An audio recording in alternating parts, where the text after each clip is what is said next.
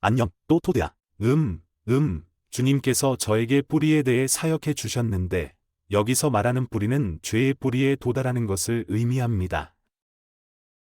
하지만 여러분이 느낄 수 있는 것은 악령들을 내쫓고 주님과 함께하는 길을 걷게 되고 모든 것이 좋아 보이지만 성경에 나오는 대로 악몽들이 7배는 더 나빠지게 돌아온다는 것입니다. 그들은 깔끔하고 깨끗한 집을 보러 올 거야. 하지만 그때는 7명의 다른 친구들이 그들과 함께 올 거야. 상황은 더 나빠. 왜 그럴까요?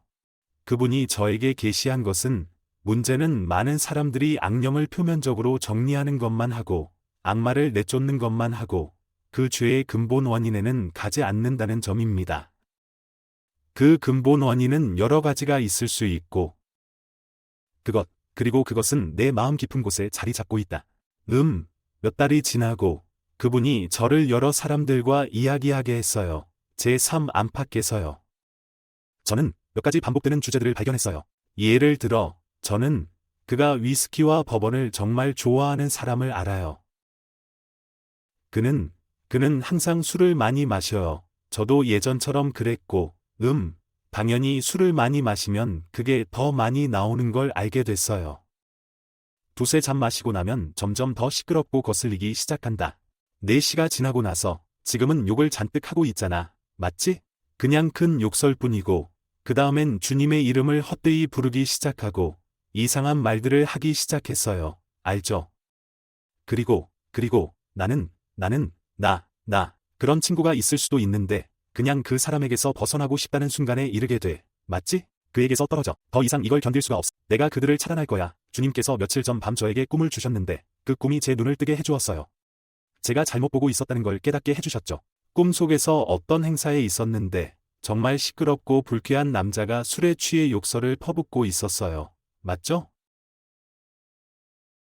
그리고 술에 취하지 않은 두 사람이 그를 다른 방으로 옮겼고 그들이 다른 방에 도착했을 때 그들은 그를 위해 기도하기 시작했어요.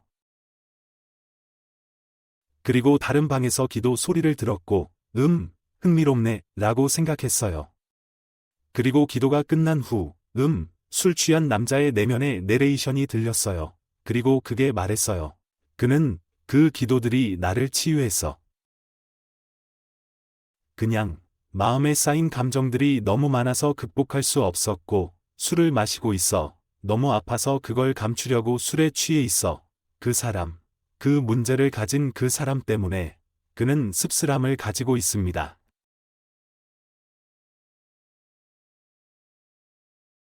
마음속에서 아버지를 향한 마음에서 그럼 어떻게 그걸 모를 수? 글쎄, 쓰라림이 스며들기 때문이다. 그것이 서서히 다가옵니다. 정말 그렇다. 분명히 그의 아버지는 그가 자랄 때 그 자리에 없었다. 디는 축구 경기에 가지 않았고 학교에서 데리러 가는 것도 항상 늦었으며 그런 사소한 일들 때문에 내 아이에게 절대 그런 짓 안 할 거야 라고 말했어요.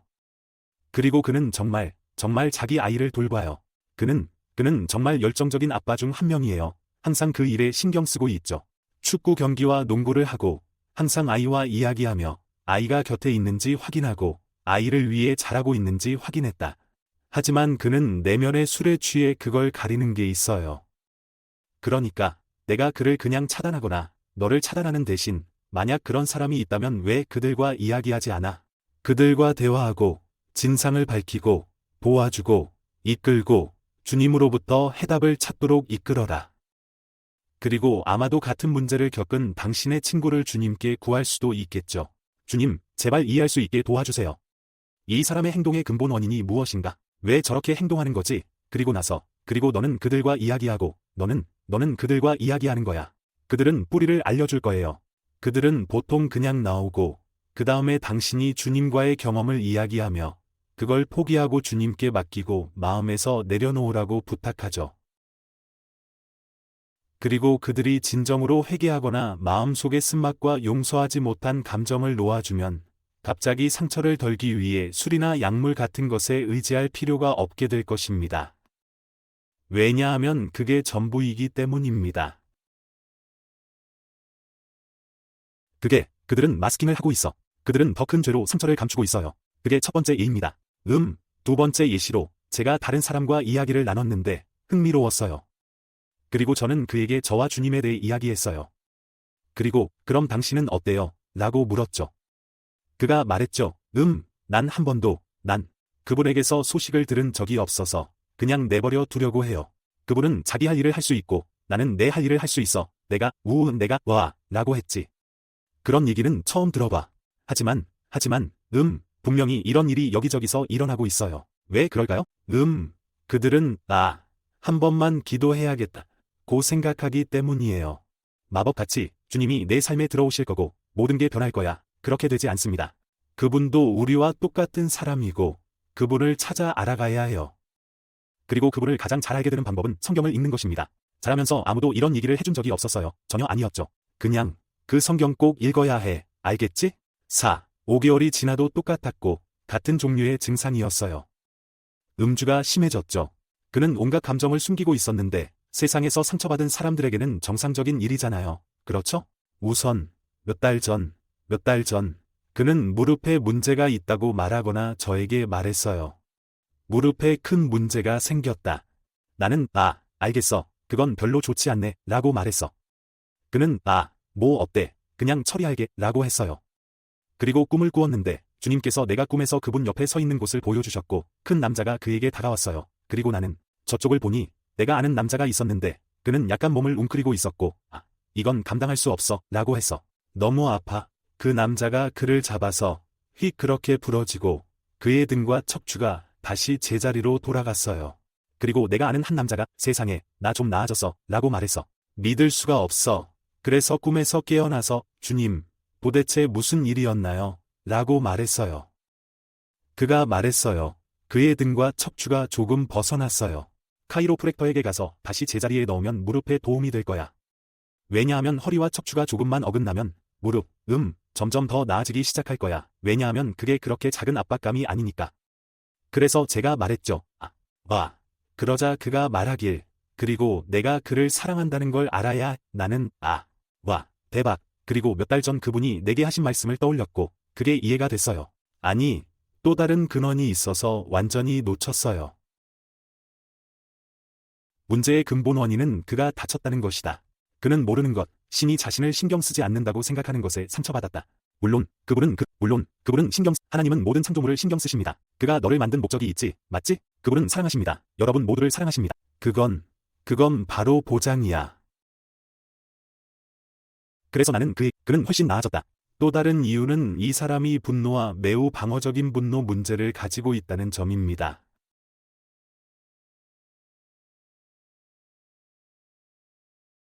자기 방어적이지? 저기 그 사람 알아? 우리가 뭐라고 말해도 그들이 와서 너를 공격하려고? 그리고 당신은 세상에 도대체 내가 뭘 트리거한 거지? 라고 생각하게 돼요. 결국 이번 경우에는 가정폭력이었어요. 그건 그 사람이 맞는 관계였어요. 여러분 중 일부는 과거에 이런 문제를 겪었을지도 모릅니다. 사랑하는 사람이나 관계에 의해 학대를 당한 적이 있습니다. 계속 살아가고 그 쓴맛과 마음 깊은 곳에 있는 작은 상처를 계속 품고 나가면 다시는 아무도 너한테 그런 짓 하지 않을 거야. 알겠지? 그리고 신뢰 문제가 있어. 다시는 아무도 나를 해치지 않을 거야. 하지 마. 그리고 마치 불독 마인드와 같아요. 그것이 근본입니다. 그게 근원이야. 그건 놓아주는 것이고 그 경험에서 비롯된 쓴맛과 상처, 고통이 다시 떠오릅니다.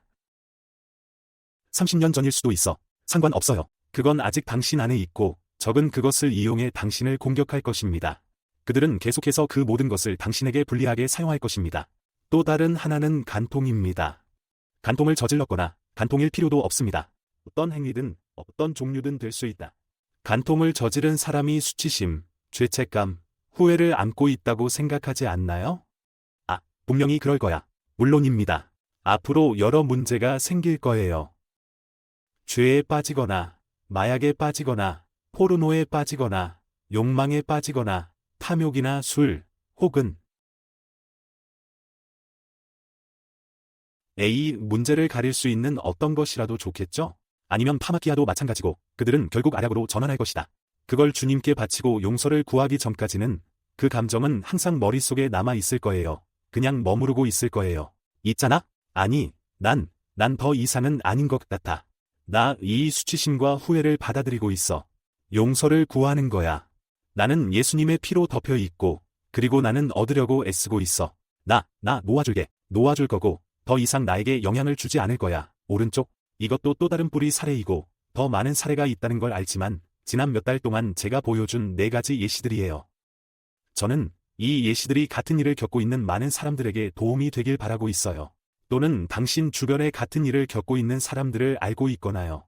주님께서 저에게 계시하신 것도 있습니다. 한 번의 대화 중에 그들이 예수님께 바로 돌아서서 모든 게 잘 될 거라고 생각할 수 없고, 그들은 곧 떠날 거라고 생각하지 마세요. 아니, 아마 시간이 좀 걸릴 거야. 어떤 사람들은 그럴 수밖에 없죠. 대부분은 시간이 많이 걸릴 거예요.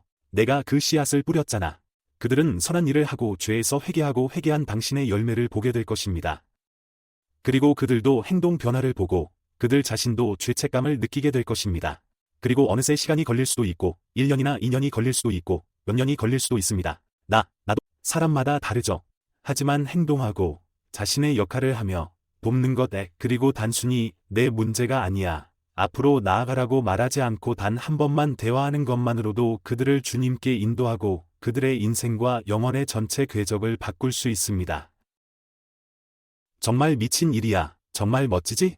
만약 당신이 주 예수님께 생명을 드릴 준비가 되어 있다면 그저 순순히 맡기고 모든 죄를 그분께 맡기고 십자가를 들고 그분을 따르며 예수님을 당신의 삶의 주이자 구세주로 삼고 싶으시다면 저와 함께 기도해 주세요. 하늘 아버지, 저는 제 모든 죄를 회개합니다. 저는 당신의 아들 예수 그리스도의 죽음과 장례, 부활을 통해 제 모든 죄가 용서받는다고 믿습니다. 주님, 성령께서 제 안에 거하시고 제 마음과 의지, 감정을 변화시키시게 해주세요. 감사합니다, 예수님. 아멘.